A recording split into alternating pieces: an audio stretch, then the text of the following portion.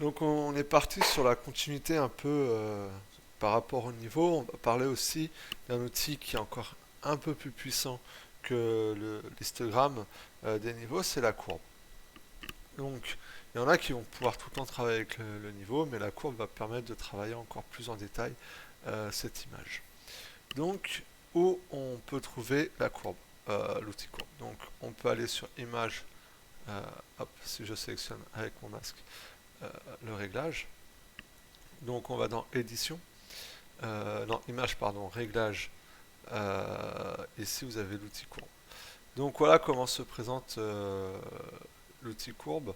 Donc si je le fais comme ça, je vais avoir un effet comment dire dégradante sur l'image. C'est-à-dire que je vais supprimer les informations des pixels d'origine. Donc hein, là j'utilise cette partie-là pour bien vous montrer le tableau de la courbe, mais autrement on passera sur un autre chemin. Donc comment se passe la courbe? Donc la courbe c'est ça, c'est en fait un diagramme avec les entrées ici et les sorties ici. Si je monte par là, je supprime de l'information dans les noirs, d'accord? Si je descends par ici, j'enlève des informations dans les blancs, tout simplement. C'est la même chose que pour les histogrammes. Ici, on augmentera le contraste des entrées, d'accord? Donc là, on va estimer que tout ça, c'est du noir. Vous voyez sur l'image, jusqu'à 50, on va estimer que 50, c'est la valeur 0, donc c'est un noir pur. Vous voyez, hein, tout de suite, on voit la différence. Donc ça sert à quoi? Ça sert à bien monter les contrastes, notamment euh, de votre image. Donc voilà, donc comment marche un peu le diagramme, c'est comme pour le niveau, à part qu'ils sont sur un diagramme, une courbe. Ici, ce que vous voyez en fond, c'est tout simplement votre histogramme, les informations de pixels sur une valeur de 0 à 255. Ok, ça c'est la quantité de pixels qu'il y a, par exemple, au 50, comme on était tout à l'heure. On voit où ce qu'est le pic. La différence entre le diagramme, le niveau, on va avoir quatre parties, on va avoir quatre colonnes et quatre lignes. Alors, en fait, ça va déterminer les noirs, les foncés, les clairs et les blancs. Ces quatre parties, on peut gérer beaucoup plus facilement. Là, ici, souvent, ce qu'on peut faire hein, pour monter le contraste, hein, souvent ce qui se passe, c'est ceci, c'est-à-dire qu'on va mettre un point ici et on va mettre un point ici. Donc j'ai juste à cliquer dessus et quand je reviens, je peux travailler. Donc là, vous voyez, je dis à mes tons foncés d'être plus noirs, tout simplement. Vous voyez, je suis en train de descendre, ils deviennent de plus en plus noirs. Donc, ils s'assombrit. Et là, à l'inverse, sur mes tons clairs, je demande qu'ils deviennent de plus en plus blancs. Et vous voyez, je suis en train de contraster l'image. Je suis en train de ressortir de l'information dans l'image. Donc, c'est ce qu'on appelle un virage partiel sur la courbe. Il ne faut pas en exagérer, c'est bien pour redonner du peps, mais voilà, on doit pas en abuser. Ok, donc je remets la courbe normalement. Donc elle marche exactement pareil, hein, c'est le même principe que la relation avec les niveaux. Hein, d'ailleurs, ce que vous voyez derrière, c'est l'histogramme normal des niveaux. Si à côté je mets l'histogramme, on a exactement le même histogramme. Là, vous me direz, bah non, c'est pas possible, on n'a pas le même histogramme.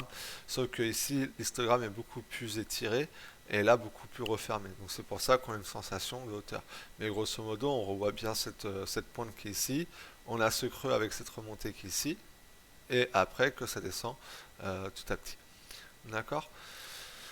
Pareil pour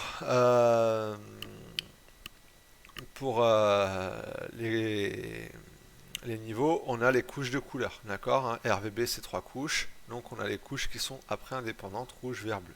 Donc si vous voyez ici, vous avez comment dire du rouge à gérer. D'accord, donc là vous voyez que ça touche pas, je peux faire une entrée où je demande de toucher avec le rouge et vous voyez je vais avoir un effet un peu plus bleu, on va essayer d'équilibrer cette image. Donc forcément vu que tout ça pour moi c'est considéré comme une absence de rouge, c'est sa couleur opposée qui revient, donc c'est le cyan. hein, vous voyez l'importance de bien comprendre d'abord les relations des couleurs, parce que c'est ça qui va vous permettre de travailler dessus. Pareil, là, le vert, on voit qu'il y a un écart. C'est exactement pour le niveau, on va aller toucher là où on a besoin. Donc là, on est beaucoup plus sur un ton magenta. Et après, on va faire pareil avec le bleu. On va aller toucher le bleu sur la zone. Et là, on retrouve une photo beaucoup plus nette, beaucoup plus claire par rapport à ça. Donc là, je vais pas valider. Je vais pas valider. Pourquoi? Parce que euh, ça va supprimer toutes les informations des pixels de base. D'accord? C'est ça qu'on appelle aussi de la post-production. C'est qu'on va ressortir les images, on va augmenter leur valeur, on va augmenter leur luminosité, on va donner un meilleur aspect à l'image, hein. Enfin, beaucoup plus de drame,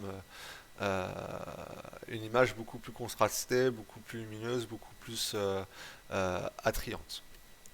Moins fade, si vous préférez.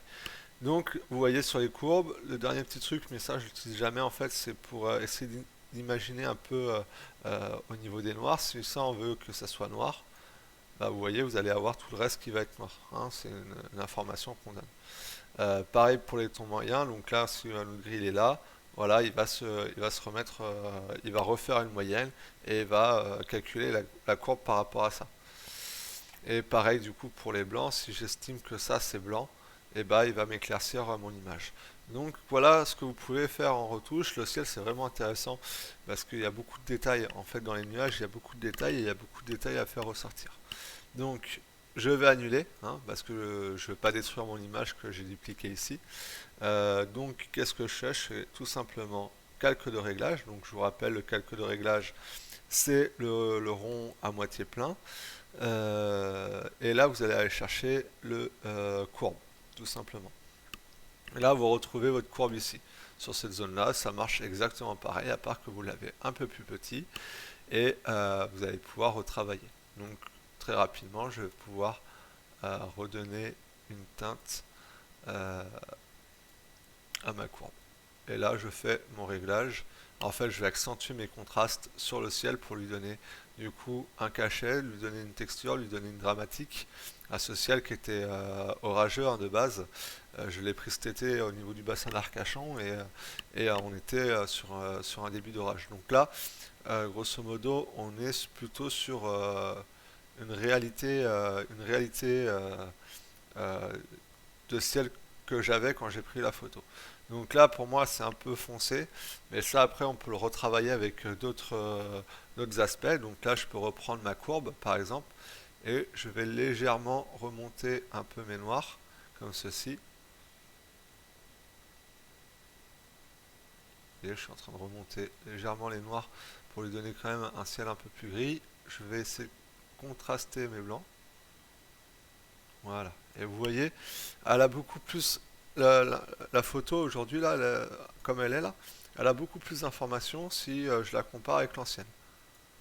Vous voyez? Elle a un meilleur cachet. Je suis allé chercher toutes les informations. Donc là, peut-être un peu trop noir. Un peu trop noir à mon goût. On va aller. Hop. Je vais lever un peu mes noirs.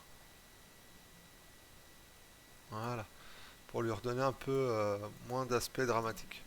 Mais voilà, là on travaille vraiment sur la texture de l'image, on va travailler vraiment sur les contrastes et c'est ce que peut nous permettre l'outil courbe, comme nous le permet aussi bien sûr les niveaux. Et c'est ce qu'on appelle un peu la post-production, on commence à faire un peu de post-production d'images. Et l'avantage c'est que ça nous permet d'harmoniser, comment dire, nos images. Quand on fera du photomontage, on aura plusieurs images. Utiliser ces courbes et ces niveaux va nous permettre d'harmoniser les couleurs entre elles pour faire vraiment un photomontage réaliste. C'est ça qui va être important. Donc voilà un petit peu pour les courbes de niveau. Euh, je vais vous présenter l'exercice qu'il y aura à faire par rapport à cette image. Je vous la donnerai cette image, bien sûr.